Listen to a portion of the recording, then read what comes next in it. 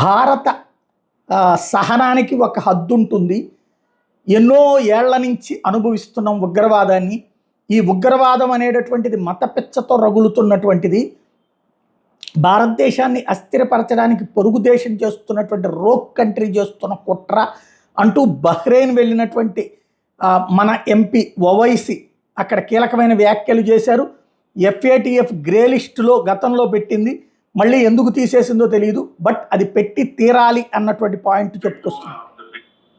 I can only assure you with all the responsibility that our government has taken all the steps to protect the life and limb of every Indian, and this government has made very clear.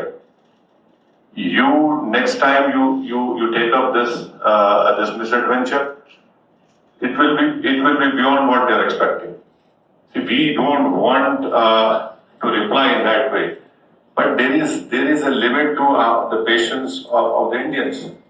You cannot go on and come into India and kill people.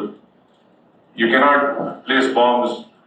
The first terrorist suicide bomb took place in front of Jammu Kashmir Assembly. Yeah, and you had Uri, Pulwama, and last year in July, terrorists had went and shot these Hindu pilgrims who were going that particular bus. 7 people were killed. So now I think there is unanimity in our country. తీవ్రవాద విషయంలో భారత ప్రజలందరూ వ్యతిరేకిస్తున్నారన్నటువంటి విషయాన్ని గుర్తు చేశారు.